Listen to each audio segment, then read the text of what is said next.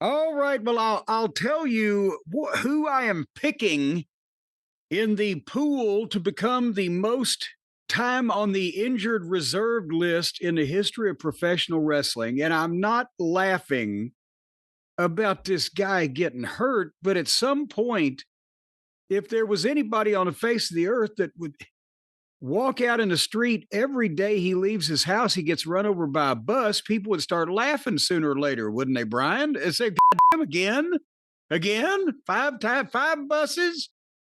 Kota Ibushi has apparently broken his leg from what is a femur. A femur's in your leg, isn't it? Femur in the leg and femur through the hip. You give me femur. I believe it is indeed a broken leg, yes. It did. The least surprising broken leg in wrestling history. This hasn't even aired yet as we're speaking, but initial reports on the ground say, and that's where he landed. I guess Ibushi was on Collision that airs again, 24 hours from where we're now speaking, Saturday night. He was wrestling Josh Alexander, and somehow, and I know, Brian, I'm not surprised at this description, but just somehow they were up on the top buckle, and Josh Alexander had Kota Ibushi up for like a Death Valley driver while they were balanced in some fashion on the ropes, and they fell over backwards. And they stopped the match.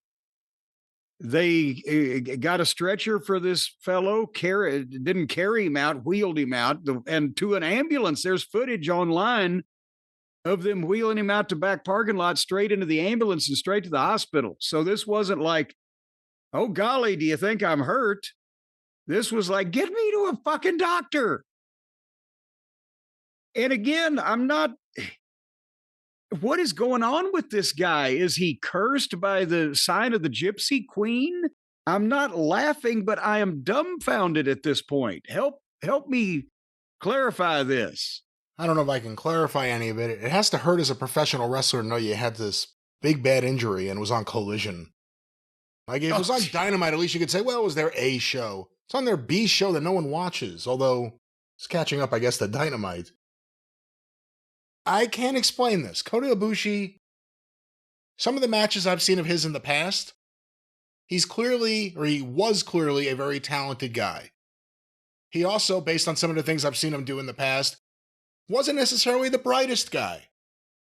And his last great moment, minus whatever he did in Japan that people are fawning over, he appeared in that WWE Cruiserweight Classic, like right before AEW started.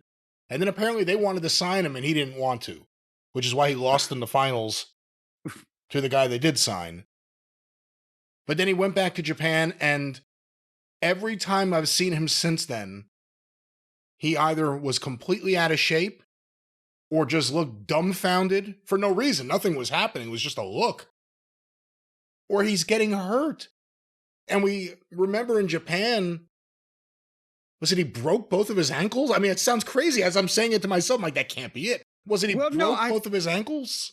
I believe it. He did, but in two separate situations, two separate incidents, and somehow... And that was, again, we're not his press agent. We've reported on this from time to time, but I haven't dwelled on it. But so I don't remember the chronology exactly.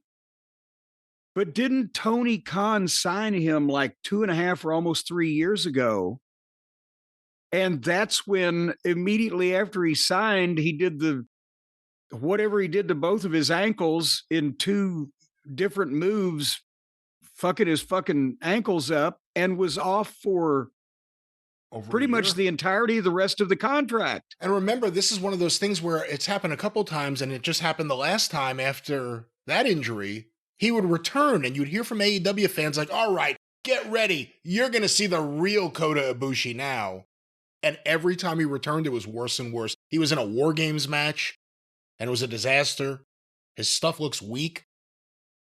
Even It, AEW it, fans, even his fans have admitted he's looked awful. It's one of those deals where it's a horrible contract.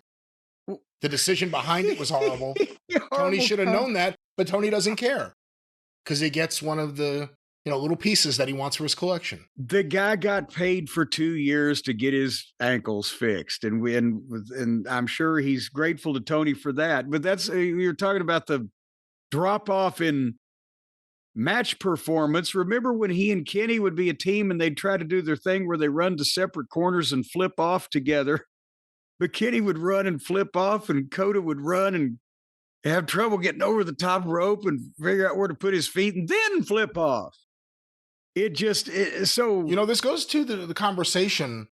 Even though Ibushi and Kenny started with DDT and eventually ended up doing New Japan stuff, Kenny being a much bigger star than Ibushi, but that entire fucking crop, Omega, Ibushi, Okada, Tanahashi, Ishii, Shibata, like everyone who had anything to do with that era of New Japan is in one way or another a shell of themselves now. a physical wreck. Yeah. But It says something about that style. You can brag about strong style all you want. If you're 40 years old and you can't do anything without breaking your legs, strong style failed. well, now in this instance, it sounds to me like that I've got to see it because when we review a couple of these programs, we'll talk about You think they're going to a air it? balancing issue. You think they're going to air it? Well, they fucking air everything else. Why wouldn't they? He got counted out. Oh, golly. It would explain where he's going for the next year and a half again. Didn't Tony come out and lead the crowd in a chant of Ibushi? Is that true? I read that somewhere. Is that true? He told them he was hurt and got a round of applause for him. I don't know if he was leading chants or what he was doing, but the point is, whether we see it or not, if Josh Alexander had him up on his shoulders and they fell off backwards, did Ibushi fuck up their balance, or did Alexander lose it, or what the fuck were they trying to do? We may never know if they don't show it. Is that the first bout that Josh Alexander has won? I think so. He had to hospitalize the guy to do it. Yeah, see, now he can cut the promos. I'd show it and he can cut the promos, say, see what happens when you beat me all the time? I just start putting you some bitches in the hospital. Yeah. So I don't care what the finish is. I'm going to win the next one too. But that's point is he was paid for his rehabilitation from his broken ankles. Now he's gone again when we barely knew ye this time around, and he's gone again. What the fuck is going on here with how long he'll be back? He has cost Tony more per match than any other wrestler in history. You could definitely see why Kenny Omega's friends love him so much. He got them all hooked up with Scrooge McDuck, and they've all been able to do whatever the fuck they want ever since. I'm going to stay in Japan. I'm going to work on a video game. I'm going to snap my legs. Whatever it is, doesn't matter. Tony's going to pay you.